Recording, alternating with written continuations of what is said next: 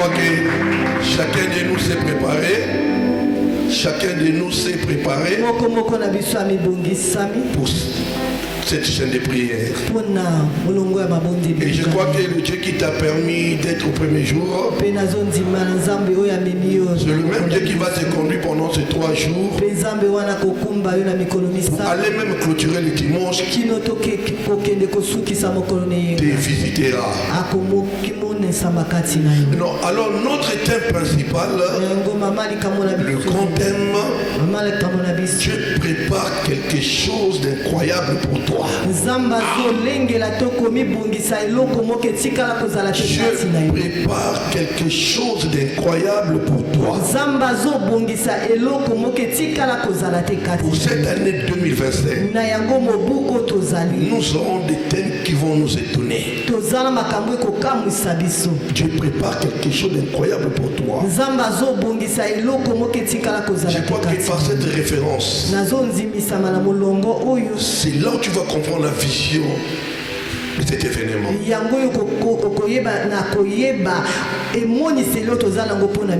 Luc chapitre 1er, verset 31 jusqu'au verset 35.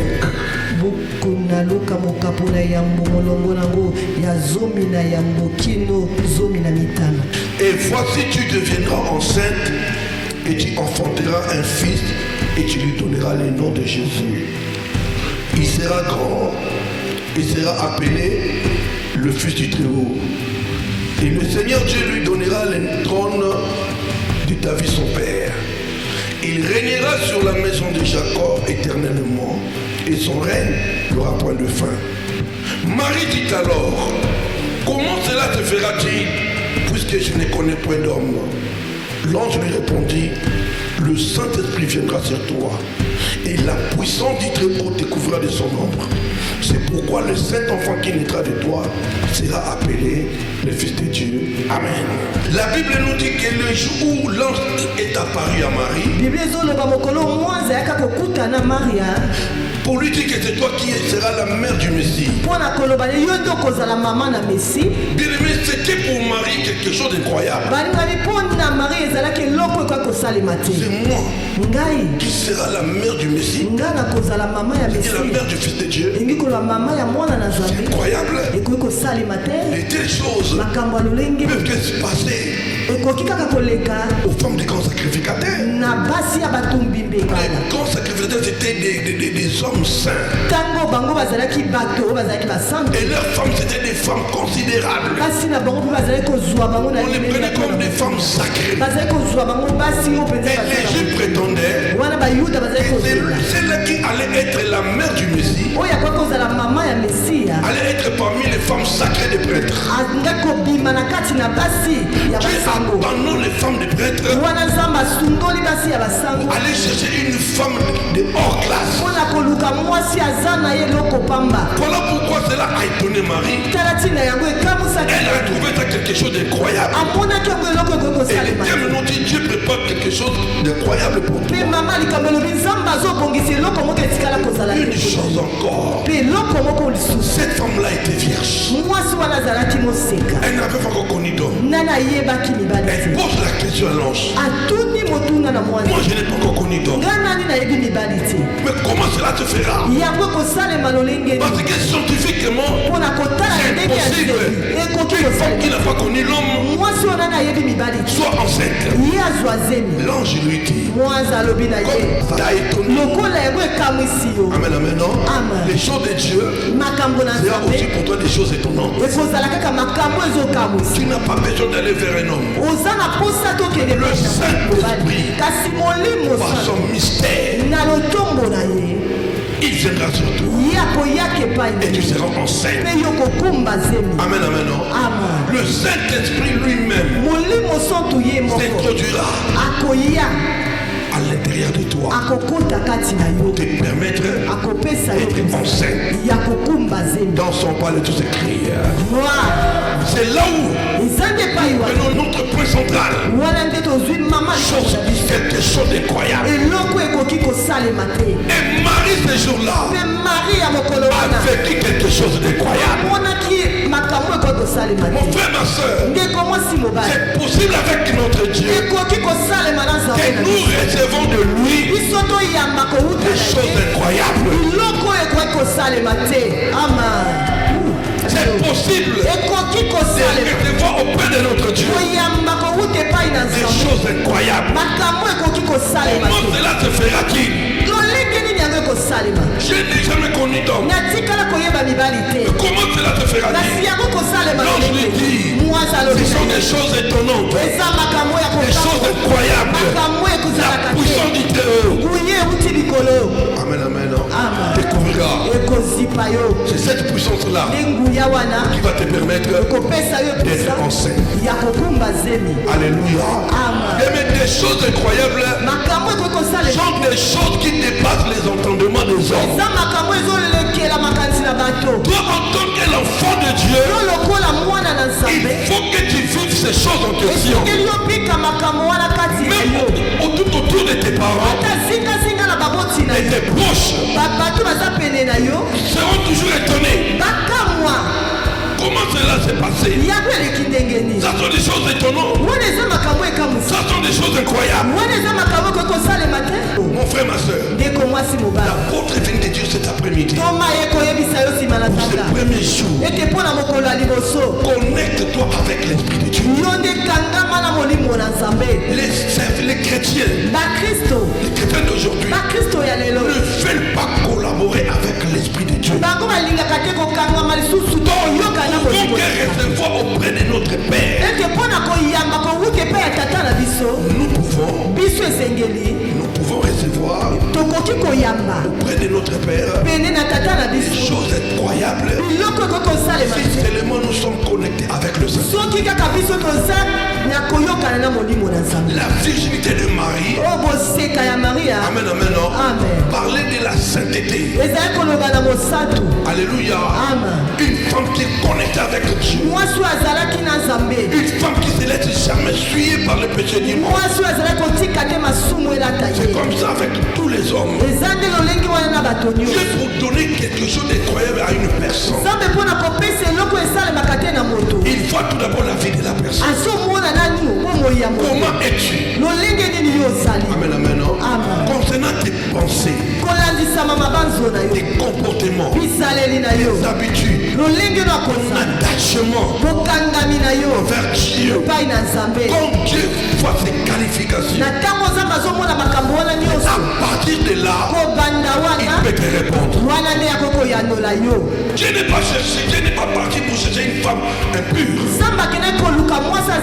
une femme prostituée, mais une femme qui avait des qualités. Tous ici, soit les hommes, les femmes, nous sommes les épouses de Dieu. Amen, amen. La virginité de Marie que je vois, ce n'est pas la vérité charnelle. Pour aujourd'hui là, à son époque c'était charnel, physique. Mais le Saint-Esprit a besoin des vierges spirituelles. C'est-à-dire qu'ils ont des pensées pures, des cœurs purs. La Bible dit, heureux ceux qui ont le cœur pur, car ce sont ces personnes-là qui verront Dieu. Frère, ma soeur, quand tu portes en toi la virginité spirituelle, le ciel te sera ouvert. Quelle personne ne vous trompe? L'acte de la présence à l'église, c'est pas ça qui fait ta force. La qualité que tu possèdes.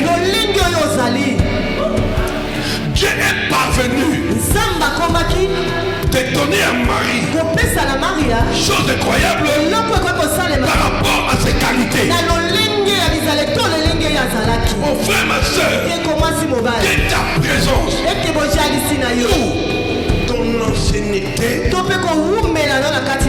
ne te trompe pas. Et que Dieu sente sur le cœur de l'homme.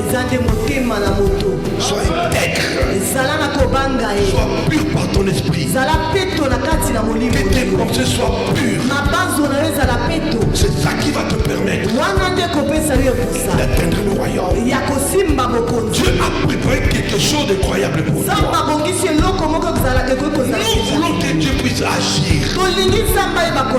Mais ce qui est vrai, nous devons tous marcher dans la virginité spirituelle. Ne pas avoir un cœur mauvais. Prier. Il y en a de ceux-là qui viennent à l'église. Ils vont pour aller consulter les ancêtres ou les charlatans. Alléluia. Dieu n'est pas ça. Tu viens à l'église, mais tu vas quelque part pour faire les lavages. Dieu n'est pas un Dieu de mélange. Nous voulons vivre des grandes choses. Nous cherchons de voir ces choses-là. Des choses incroyables, des choses étonnantes. Mais malheureusement, nous ne sommes pas dignes d'entrer dans cette dimension. Il nous manque l'état de la virginité spirituelle.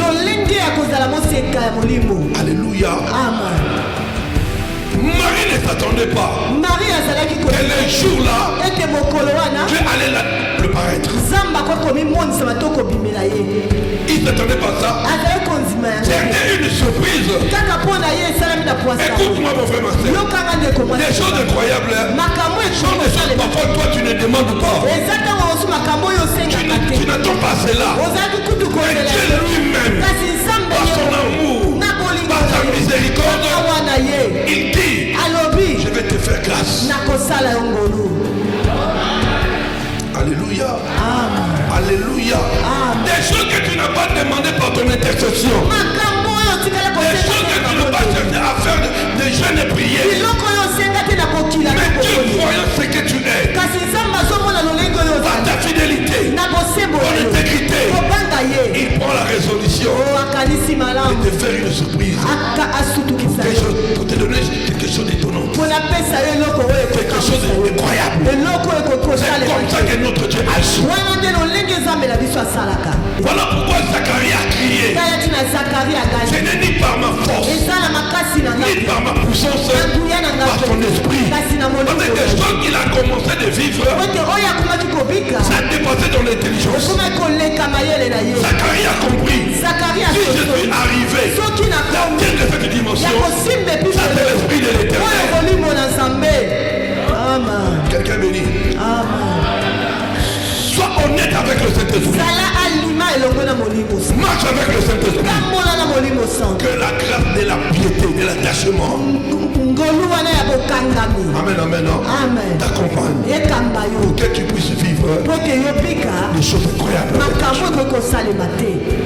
Le Saint-Esprit viendra sur toi. Le Saint-Esprit ne peut pas venir se reposer dans un corps là où il y a l'impureté, là où il y a les œuvres sataniques. Marie était un modèle. Amen, amen, un corps pur. C'est là où le Saint-Esprit venir se reposer. Nous prions beaucoup en criant Saint-Esprit, Saint-Esprit, au nom de Jésus, nous sommes forts, nous deviendrons grands, nous deviendrons prospères. Mais nous réclamons toutes ces choses en question. Et que sommes-nous dignes devant le Seigneur? C'est ça. L'église de réveil a mal enseigné les gens. Dans l'église de réveil, les gens croyaient que tout est permis. Mais bien aimé, je vous parle cet après-midi. Dans l'église de réveil, c'est ce que les pasteurs ont enseigné aux enfants. Tu peux être un voleur, un brigand, une prostituée, un prostitué. Tu peux faire de n'importe quoi. Mais quand tu mets tellement tes pieds dans l'église de réveil, tout est possible. Tic-tac. C'est faux. Dieu vit. Je dis Dieu vit. Dans Ésaïe 59, verset 1er. Ésaïe 59, verset 1er à 2. La parole dit quoi? La main de l'Éternel n'est pas trop courte pour vous sauver. Tu verras, ni son oreille, Dieu pour vous entendre. Qu'est-ce qui nous empêche? Qu'est-ce qui nous empêche que Dieu puisse répondre à nos demandes? demande. Dans Ésaïe 59, il dit, c'est sans vos péchés ou vos iniquités qui vous séparent de lui. La main de Dieu n'est pas courte, mais ça devient courte quand le mal s'accumule dans la vie d'une personne. Voilà pourquoi les chrétiens des églises de réveil sont venus avec des déclarations. Nous sommes des champions. Nous des églises de réveil, tout nous est possible. À la fin, il n'y a rien de bon. Beaucoup ont quitté les églises de réveil à cause de ça.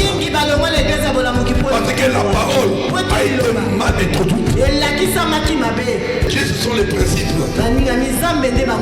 Il dit si tu obéis. On a parlé de ça, non? Ne prétends pas que quand tu vas dehors là-bas pour faire de n'importe quoi, au moment où tu as des problèmes, tu es malade, je viendrai chez le pasteur, dans cette église-là, on m'a dit, le pasteur là quand il prie, Ticotac. Il n'y a pas un pasteur Ticotac. Il n'y a pas une église Ticotac. Seule personne qui est Ticotac, c'est Dieu. Nous sommes comme des robinets. Nous les pasteurs là, comme des robinets. Nous pouvons que vous répondre aux besoins d'eau. Si c'est seulement la source, on a ouvert des vannes. Alléluia. Quand le coule, le robinet reçoit. Quand là-bas ça ne répond pas, il n'y a rien. Voilà pourquoi si un pasteur te dit, chez moi, tu peux venir tel que tu es. Si je te porte seulement la main, tu me guéris. Il ne va pas. Amen, amen, non? Si c'était le véritable Dieu, il n'a pas le temps de dire des choses. Alléluia. Ne glorifie pas le robinet. Ne glorifie pas le robinet. Ne mets pas ta confiance au robinet. Tu dois mettre ta confiance à la source, qui est l'usine, là où on traite l'eau, on pense que ça va. Maintenant on peut envoyer ça. Dans son col s'écrit, c'est le royaume qui traite tout pour envoyer vers le monde. Même pendant que nous faisons la prière ici, on a commencé à prier, la Pâte fait prier pour tout le monde. Il faut que là-bas, on traite les dossiers de chacun de nous pour que Dieu arrive et répondre. Le robinet n'a pas un problème. Il peut répondre quand l'usine a tout traité. Écoute-moi, cette année, certes que le royaume de Dieu traite des problèmes.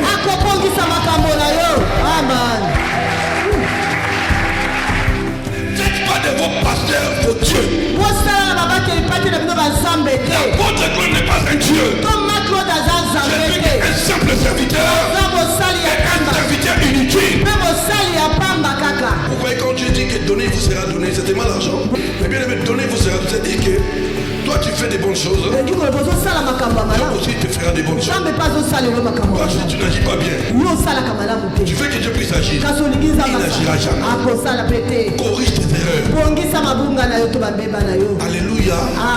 N'endurcis pas ton cœur. Et tant que tu entres tout endurcir ton cœur là, tu bloques le royaume de Dieu. Tu empêches le royaume de Dieu d'agir. Ça c'est le secret. Tu pries le Seigneur. Quelqu'un soit là ou non. Toi tu n'as pas peur pour la personne. Tu as peur de celui qui est au ciel. Celui qui te voit 24 heures sur 24. Pose des actes. Plaise à Dieu. J'ai dit pose des actes. Plaise à Dieu. Dieu prendra aussi plaisir de toi.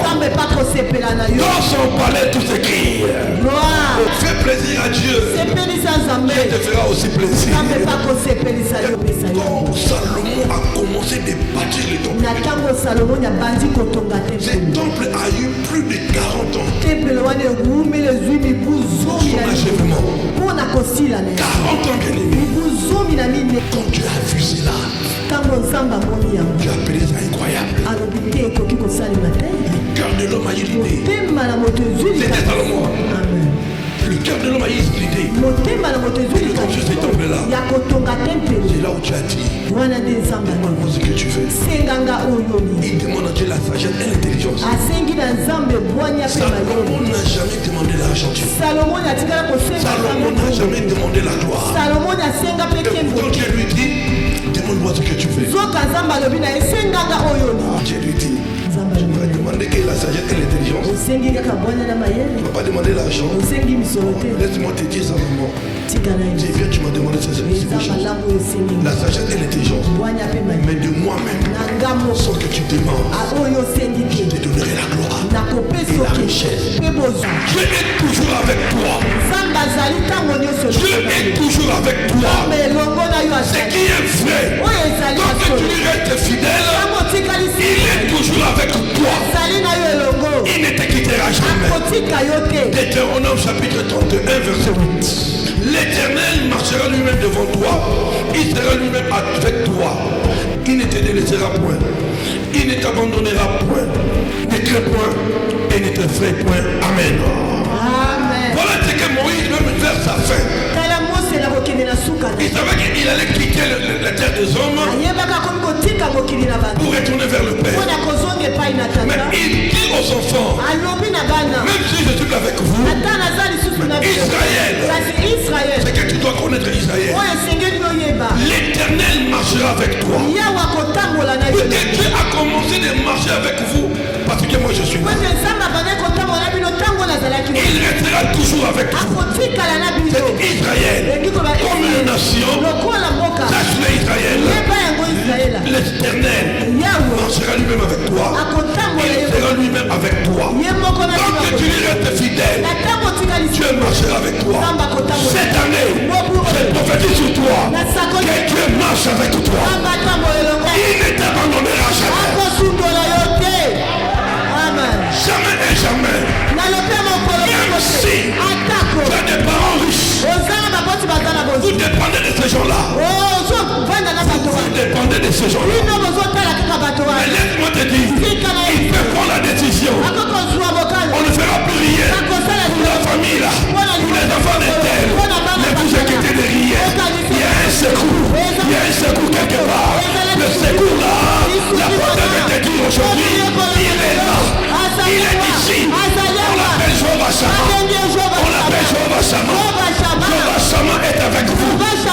Même si votre père est mort,